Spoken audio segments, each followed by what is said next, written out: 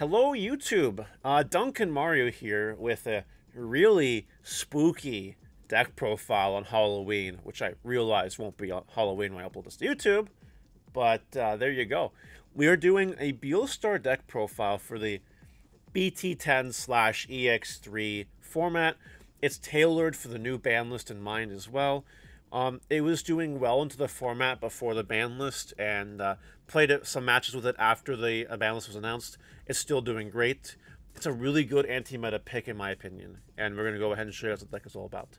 If you guys like this content, don't forget to like, comment, subscribe, to notification bell to smash potatoes. That way you know when all of these amazing Digimon videos go live. And let me know what you think of the deck. There's multiple ways to play Beelstarmon, which is really cool. These are the 54 cards I've settled on. And I just like it. I like it a lot, to be honest. It's really cool. Babies for Demimeramon. That's what we're starting with. The Demimera lets you draw this card on deletion. It's very, very quite good. You love to see it. Drawing a card, discarding a card lets you discard your 7-cost options, which is the whole point of the deck. And discarding your Musketeers as well. Comes up. It's really good. So we're going to move right along to the next bit, the rookies. We're playing 4 copies of Gabumon here. You draw 2, discard 1, and yep, there you go. On deletion, draw 2, discard 1. We are obviously playing Eismon cards in the deck, so that's super important that you have these cards. We're playing 3 copies of Gazimon for the Memory Denial. Very important to have Memory Denial, in my opinion. You gotta have it.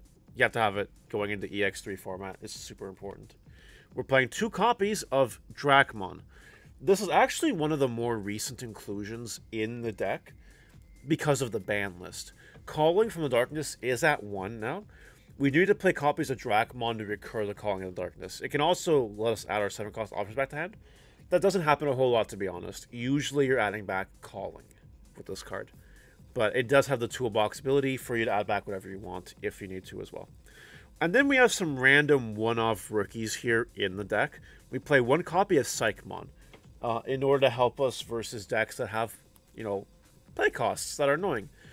Yes, once you play this card, Beelstarmon isn't your friend anymore, unfortunately. What you want to do is establish a board and then drop the Psychmon if you need to. And that's how that works anyway.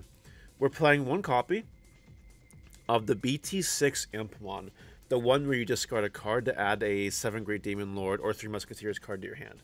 So basically the whole point is discard a card you want in the graveyard, add back a Beelstarmon. Just a one of to do it is more than all you need. We play 1 copy of Elecmon. On deletion, delete a rookie. That's why it's there. If you Deathclaw this, you pop like a level 4, level 3. It's super good value. And the last rookie we play is a bit of an unconventional choice. I'm playing 1 copy of Tapirmon. Tapirmon is just a rookie you can stick on the board that'll net you free value. Seeing this card played, BT10, EX3 might be a little weird, but like you can put it on Demimeramon, and when it dies, it's a draw 2, discard 1. That's good value still. That's like a Gabumon. Tapirmon is a rookie you can just plop on the board. If they Death Xmon you, they get value from it. It's not like, if you evolve an Eismon, you promote it, it doesn't die to security, and then Death X you, and it just, like, you know what I mean? Tapirmon just gets killed. I like it as a cool little random rookie choice. You can cut this for something else if you want to. There's other cuts and cards I'm going to talk about that you could play as we get closer to those cards. So, yeah, that's all for that. So we're going to go ahead and call out the rookies.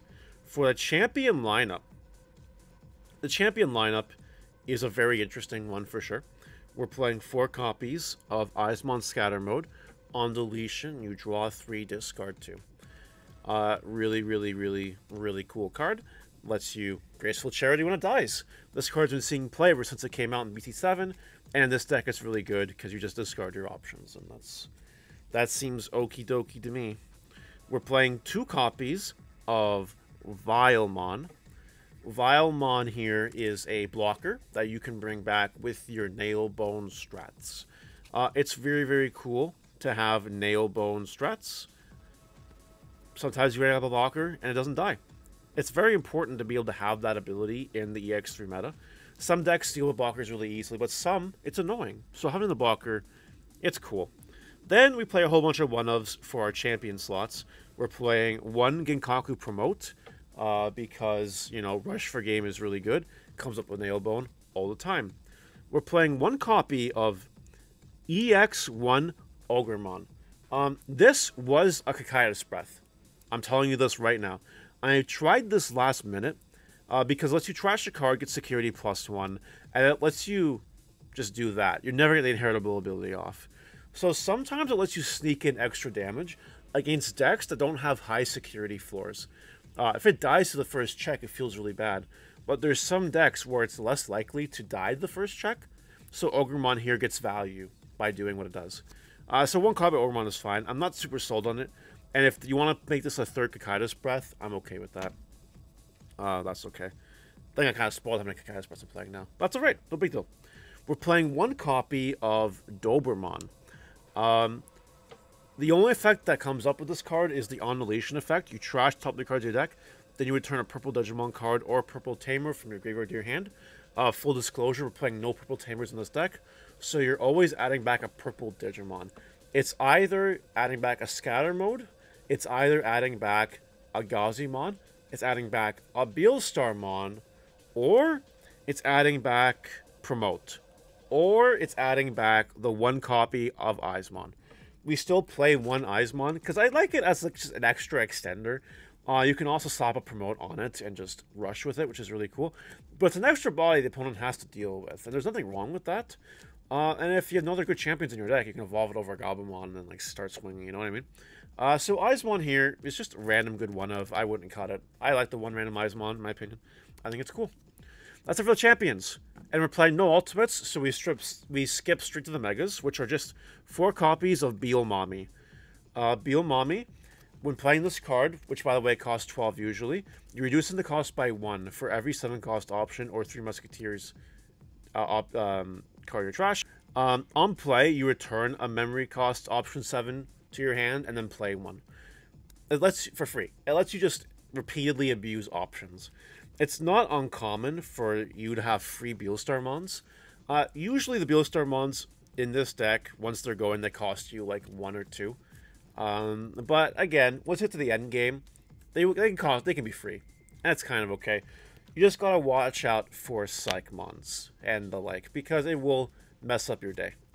We're playing no other level 6s.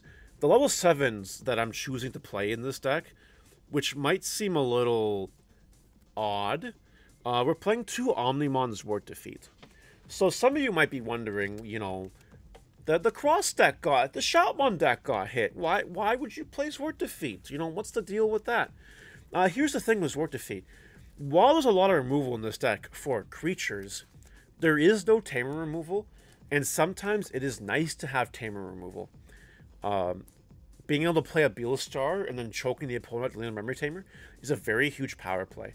When it dies, it leads to Digimon 2, which is fine. If it's in security, it comes out. There's nothing wrong with it. So Zwart Defeat as a tool, I think is okay. Obviously, really good against the Shoutmon matchup or anything that plays Tamers, but if you're playing a deck that doesn't really play Tamers, like Jesmon or something, then don't use Zwart Defeat. But if you're playing against decks that need their Tamers, then Zwart Defeat becomes super valuable to have. And that is it for the Digimon. We are actually not playing Death Exmon. And some of you might be wondering, okay, this is bait at this point. Every deck that Mario plays has Death Exmon. Why is he not playing Death Exmon? The reason for that is because I think in this deck, Zwart Defeat is better. You have tools that can deal with wide boards, and you don't need to, in this deck, play a 15k body. It's not super necessary, and now that Shoutmon is kind of out of the meta, to be honest, trying to not use Death Exmon as much, seeing if it's not super necessary. And plot twist, it's not. You have tools in your deck, a specific tool, which we'll get to, that can deal with wide boards. Death X, in my opinion, is unnecessary. If you want to play one Death Exmon, you know, I was for the longest time, go nuts. It was one Death X, one Zwart Defeat. But if you want to do a little more budget, play 2 Sword Defeat. Not a big deal at the end of the day. I think it's okay. I think you get away with it. Don't worry about it. Tamers. The one. Literally one tamer. Kiyoshiro Shimatari. I will never get that name right. It's a memory tamer that when you tackle level 500 Digimon, you can suspend this draw card if you have 7 or less cards in hand. So that's it. There you go. It's draw power. It's a blue tamer, so we can play our Kakaida's Breaths. That's all it is. And a secret option. We'll talk about it when we get there. The rest of the deck is pure options. I want to start with an option that isn't a Musketeer option or whatever. We're playing 4 copies of Mist Memory Boost. On play, mill 2, draw 1. Helps you accelerate your deck and gives you memory for later.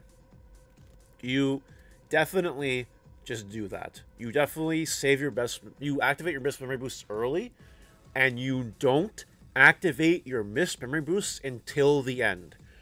I learned that through my playtesting with this deck. It seems really cool to like choke the opponent by playing a Mist Memory Boost and like delaying and using it, but no, just save them for your final push and you will win the game. The longer you hold on to your memory boosts, the closer you have, the more chance you have of winning the game. That's all I'm saying about this card. The mill 2 is really good. It helps you get your cards in the graveyard that you need. 4 copies of it. Now on to options that actually like impact our strategies. We play 4 copies of Fly Bullet. Fly Bullet's very strong, deleting a level 6 or lower Digimon. Only things it has issues with are Death Exmon, an Omnimon, Examon, which is kind of relevant next set, because be careful with that. Yeah, those are the big threats anyway. So against anything else, though, Fly Bullet's really good. And Fly Bullet does put in work. So play 4 of it. Why not? We're playing 3 copies of Nailbone. Don't mind the proxy Nailbone. It's okay. Calm down. It's fine. It's okay, guys. Don't worry about it. It's okay. We were playing 3 copies of Nailbone. You on play level 3, level 4 Digimon. And in security, you can play a level 3, level 4 Digimon. One or the other. You play this, but the combo is with Beelstar. You play Nailbone. Nailbone plays Promote. And you loop that until you win the game. Your Promote has to die, which it can die. But alternatively, if that's not the win strat, you can just build a really wide board. As long as you put it as a Death X, you're fine. Nailbone, I think, is one of the most integral cards of the deck. You have to play at least 3 copies of it. And that's it. So, Nailbone's good. We're playing 2 copies of Kakaida's Breath. It can bounce anything, which is why we're playing 2 copies of it. We're only playing 2 copies of it, though, because we are playing the 1 blue tamer. If anything happens to the blue tamer, Kakaida's Breath becomes dead. If we don't draw a blue tamer, you're never using Kakaida's Breath. If we played more blue tamers, we'd play more Kakaida's Breath, but I've cut down to 2, and I haven't had any regrets since. It does let you deal with things like Examon and whatever, anything else that it's annoying. So, 2 Kakaida's Breath is okay. Then, we're playing 2 copies of a card that I really like in EX3 meta. 2 copies of Happy Bullet Showering. It deletes all of your opponent's Digimon with the lowest DP. You'd be surprised against the number of meta decks next format. This can just knock out multiple cards with one swoop. Multiple important cards, like Sister Mont Blanc's, for instance, just as a random example. The Happy Bullet does allow you to, like, kill things. And if your opponent is playing a big tower deck, like Melga, Happy Bullet just kills their Melga. Dead. Finished. Forget about it.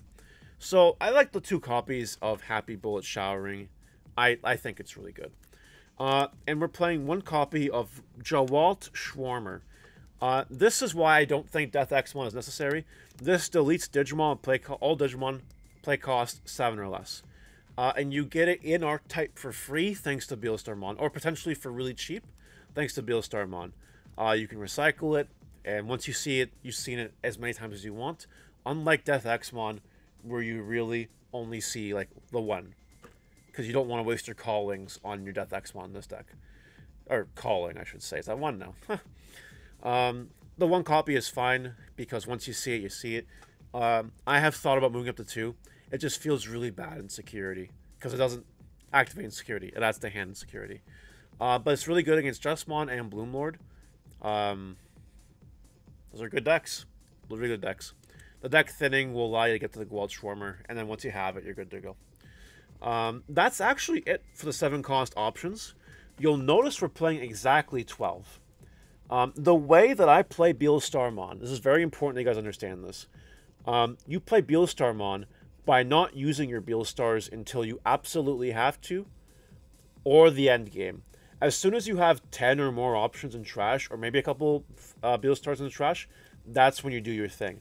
And you're chipping away at your opponent with things like Icemon, Scatter Mode, and like even like Electmon, Tapermon, whatever. And Dracmon is okay, because Dracmon recycles your Calling, which recycles your Beelstars. Not a big deal. So 12 options is fine. I was playing 14. The problem with 14 is that it can cause you to brick. It really can. If you brick in this deck, you're fucking dead. Because you open a hand of unplayable options, and you just lose the game.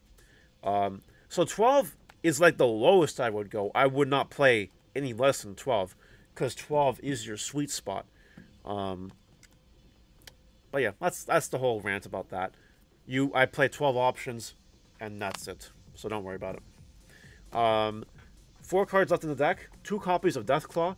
We need Deathclaws to deal with opposing floodgates like Psychmon, and other things that could be annoying, like Pillowmon and Pomumon, because you can't Nailbone if your opponent has a Pomumon or a Pillowmon. So Deathclaw does help you deal with those threats. We play the 1 copy of Calling because it is at 1 now. We can't play 3 copies of it anymore. Part of the reason we're playing Dracmons now, to get it back. Lets you recycle your Beelstars. Also lets you recycle important things you might need, like Scatter Modes, Gazimons, whatever else you need. Card's broken. It's at 1 for a reason. The 50th card is Ice Wall. Just a 1 random Ice Wall because it does win games sometimes against the going wide decks. And if they can't finish you off, maybe you can finish them off. And it's not really super expected either. I don't think people, if they play against Beelstar, will expect to see Ice Wall. An Ice Wall out of nowhere could just fuck their day. And that's kind of important. Surprise factor wins games. Anyway, that is it for my Beelstar deck profile. I think this has the chance to do really, really cool things in the EX3 meta. I do definitely encourage you guys to give it a try, because it's a good control deck, and if you play it right, you'll have success. I hope you don't fight against Ancient Greymon or EX3 Imperial or BT1 Wargrave, because you will hate your life. But besides that, you have a good time, I think. Anyway, let me know what you think in the comments about the deck profile, and see you guys later.